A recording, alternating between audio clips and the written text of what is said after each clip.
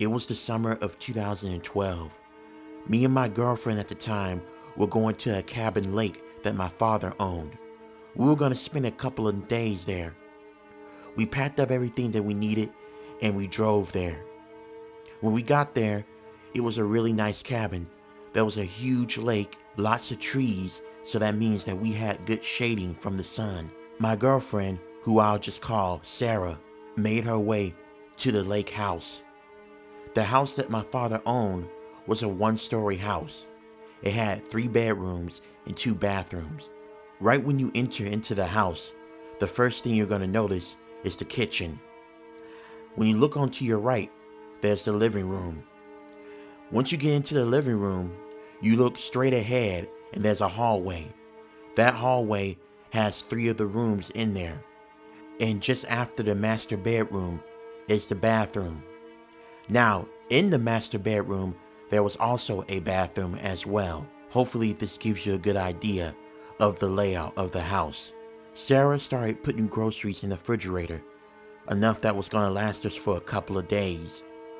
While she was doing that, I was getting everything else set up outside, like the barbecue, because later on tonight, I planned on having a little bit of a barbecue.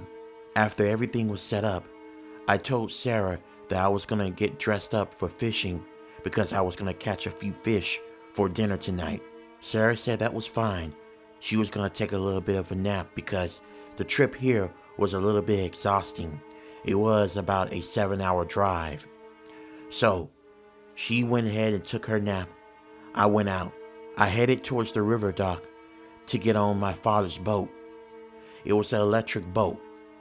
So I started up the engine and I began to make my journey into an area where there was a bunch of fish to start my fishing. After I got to my designated area, I got out my fishing pole and I put the bait on the hook and I just sat there patiently waiting to catch a fish. As I was doing that, I couldn't help but to feel relaxed. Despite it being about 95 degrees, the air felt really cool and comfortable. The forest was blossoming with bright green leaves and bright green grass. Birds were flying around. Fireflies were flying around. It just felt nice, especially after having a long week at work. I really needed this. About an hour had passed as I was still not getting lucky with catching fish. I noticed I heard a noise off in the distance. I tried to look everywhere I possibly can to pinpoint the noise, but I couldn't find where it was coming from. I looked around again, and then I was able to find it. In front of me, on top of a cliff, in a wooded area, I saw 2 men.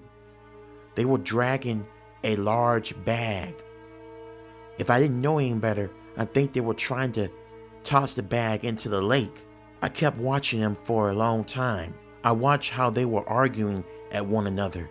I guess they were trying to debate on how they were going to toss the bag into the lake. As they kept on talking to one another, looking like, in my opinion, that they were disagreeing, the bag slowly slipped by itself and it opened by itself.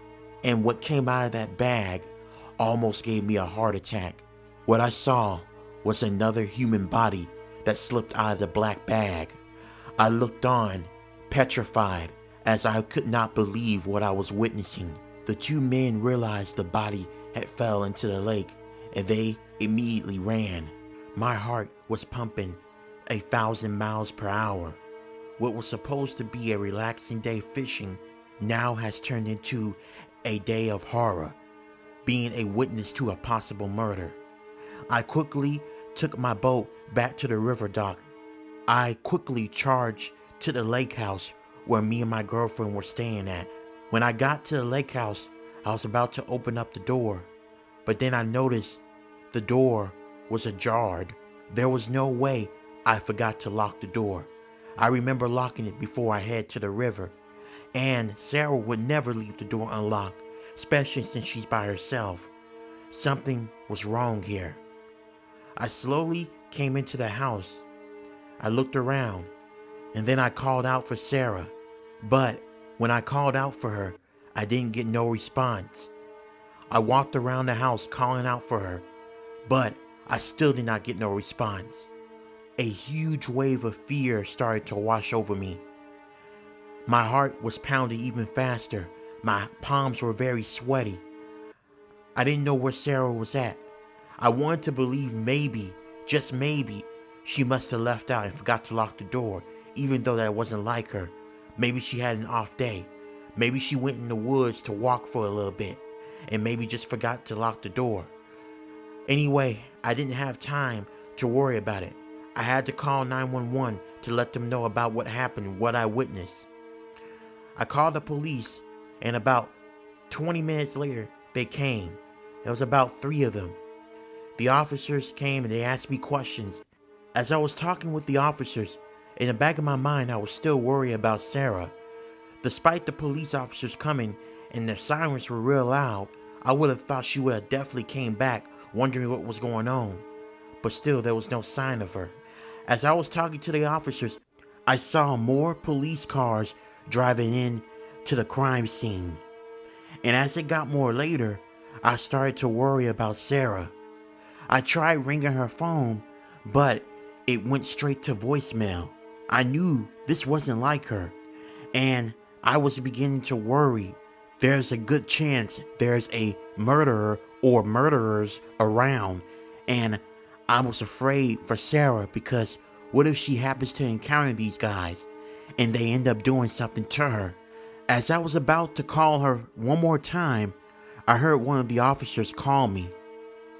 I stopped what I was doing and I put my phone down, and I saw them carrying a body bag. I was assuming that they found the woman that flew into the lake at the hands of those 2 men. But what I was not prepared for was what was in the body bag, or more so, who was in the body bag. The officers wanted me to identify the woman because they thought maybe there's a chance I may know who she was. And when they unzipped the bag, I couldn't even muster up the words to even describe you what happened. I felt like I was gonna die. In that body bag was Sarah, my girlfriend.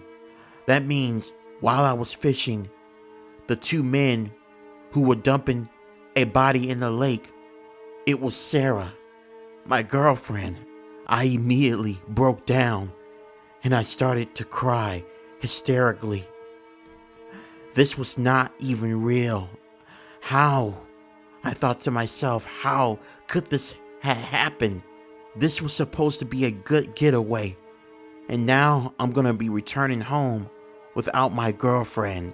When the news got out about what happened to Sarah, her parents blamed me for her death, in which some way I do blame myself.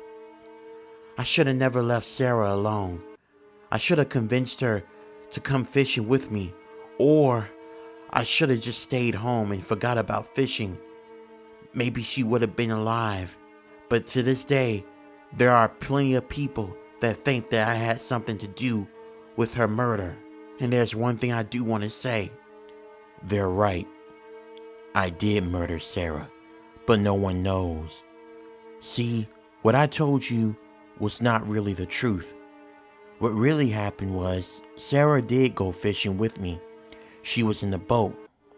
We began to have a fight about something. I couldn't really remember, but I remember her saying something that made me very angry. And so, when we got by the cliff on the boat, that's when I grabbed my gun and I shot her. And I tossed her body into the lake. I made sure before I do so that there wasn't going to be any evidence tying me to the crime. And so far, it's worked it. No one knows. Not even Sarah's pathetic parents knows about it. And that reminds me, I'm gotta take care of them too. They're becoming a problem.